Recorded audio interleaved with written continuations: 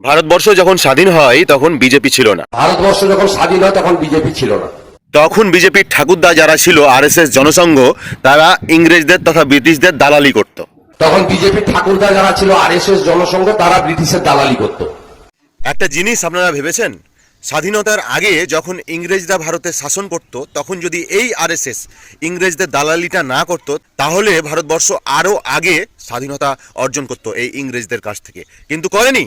এই আরএসএস তথা ইংরেজদের দালাল তখন ইংরেজদের চাটুকতায় পরিণত হয়েছিল এবং দেশের মানুষকে ধর্মের নামে ভাগ করে দেওয়ার একটা চক্রান্ত কিন্তু এই আরএসএস করেছিল ইংরেজদের সাথে মিলিত হয়ে, যার ফলে ভারতের স্বাধীনতা দীর্ঘদিন কিন্তু পিছিয়ে যায়। 2025 সালে আপনারা লক্ষ্য করবেন, এই ইংরেজদের দালাল আরএসএস, এই ব্রিটিশের দালাল আরএসএস দেশের মধ্যে ধর্মীয় বিভাজন তৈরি করে, অর্থাৎ হিন্দু মুসলমান করে, মানুষকে ধর্মের নামে ভাগ করে দিয়ে এরা কিন্তু ক্ষমতায় টিকে আছে। এরা ইংরেজদের সাথে পরিকল্পিতভাবে ভারতবর্ষের স্বাধীনতা সংগ্রামী মানুষদেরকে কি করে বিপদে ফেলা যায়, তখন যেভাবে এরা ইংরেজদের সাথে মিশে দালালিটা করে সাধারণ ভারতবর্ষের মানুষকে ঠকিয়েছিল, ঠিক তাদের আদর্শে অনুপ্রাণিত হয়ে বর্তমানে এই আরএসএস দেশের মধ্যে বিজেপির সাথে মিলিত হয়ে দেশের মানুষকে ধর্মীয় বিভাজনে ভাগ করে দিয়ে এরা কিন্তু ক্ষমতায় টিকে আছে।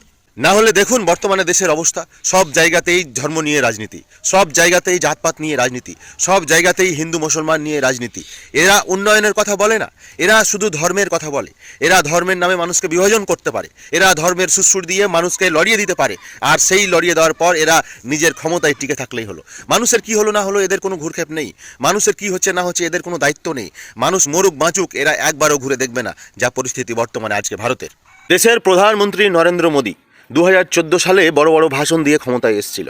2014 সালের পরে যে সমস্ত ভাষণ তিনি দিয়েছিল, তার একটার কথার প্রতিশ্রুতি তিনি রেখেছেন? রাখেনি। তারপরে গেল 2019-এর লোকসভা নির্বাচন, সেম একই রকমভাবে লোককে মিথ্যা প্রতিশ্রুতি, লোকের মিথ্যা কাজ করে দেওয়ার প্রতিশ্রুতি, লোককে বোকা বানিয়ে আবার তারা কিন্তু ক্ষমতায় এসেছে।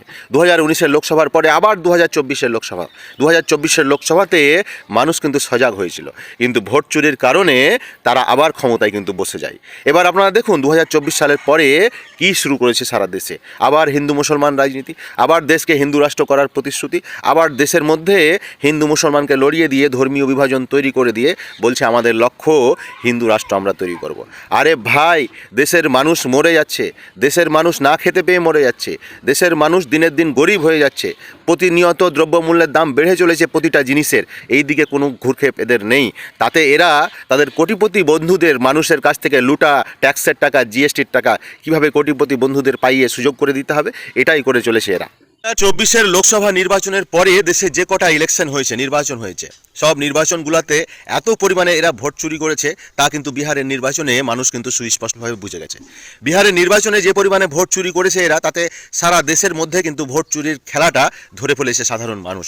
আবার বাংলায় নির্বাচন এগিয়ে আসছে, আর বাংলায় নির্বাচনের আগে কিন্তু হঠাৎ করে এসআইআর ঘোষণা করে দিয়ে বাংলার মানুষকে বিভ্রান্ত করার চক্রান্ত। কিন্তু কই, যেখানে 1.5 কোটি রোহিঙ্গা বাংলাদেশি মুসলমান ধরার কথা ছিল শুভেন্দু অধিকারীর, সেখানে কই শুভেন্দু বাবু? আজকে তো শুভেন্দু অধিকারী আঁচল দিয়ে মুখ লুকিয়ে রেখেছে কোথায়? শুভেন্দু অধিকারী নির্লজ্জের মতো লুকিয়ে আছে, তিনি বলতে পারছে না 1.5 কোটি রোহিঙ্গা বাংলাদেশি মুসলমান কোথায় গেল। যেন তেন প্রকারে এরা বাংলায় আবার অশান্তি লাগাবার চেষ্টা করছে এবং 26-এর নির্বাচনে এরা বাংলার বাতাবরণ পরিবেশকে খারাপ করে দিয়ে, হিন্দু মুসলমান করে, বাংলার মধ্যে ধর্মীয় সম্প্রীতি যে রয়েছে সে সম্প্রীতিকে নষ্ট করে দিয়ে ক্ষমতায় আসা চক্রান্ত করছে বিজেপি। আমি দেশের মানুষের কাছে একটাই আবেদন রাখি, যেভাবে স্বাধীনতা সংগ্রামে বাংলা ভারতবর্ষের স্বাধীনতা সংগ্রামে একটা গুরুত্বপূর্ণ অবদান রেখেছিল, সেম ঠিক একই রকমভাবে 2026-এর নির্বাচনে এই দেশ চালাতে, এই দেশ গঠনে বিজেপিকে করা জবাবটা প্রথমে বাংলায় দিতে হবে এবং আগামী দিনে বাংলায় সারা দেশের মানুষকে পথ দেখাবে। এই বিজেপি তথা আরএসএসকে বাংলা থেকে উপড়ে ফেলতে হলে তথা দেশ থেকে উপড়ে ফেলতে হলে আগামী 2026-এর নির্বাচনে বাঙালি তথা বাংলার মানুষকে একটা গুরুত্বপূর্ণ সিদ্ধান্ত নিতে হবে। আগামী দিনে এদের বাংলা থেকে উৎখাত করতে হবে এবং তার পরেই সারা দেশে এই বিজেপি এবং আরএসএসের বিরুদ্ধে ঐক্যবদ্ধ আন্দোলন গড়ে তুলতে হবে এবং দেশকে পরিষ্কার করতে হবে। ভালো থাকবেন সকলে, জয় হিন্দ, জয় বাংলা। ভালো থাকুন সকলে এবং সাবধানে থাকুন এই বিজেপি এবং আরএসএসের কূটনীতি থেকে, যারা মানুষকে মানুষের মধ্যে লড়িয়ে দিতে চায়, যারা শুধু ক্ষমতায় টিকে থাকার জন্য মানুষের মধ্যে মানুষের লড়াই করিয়ে দিতে চায়, ধর্মের নামে লড়াই করিয়ে দিতে চায়, এদের থেকে সাবধানে থাকুন। ভালো থাকুন, দেখা হবে পরবর্তী ভিডিওতে। জয় বাংলা।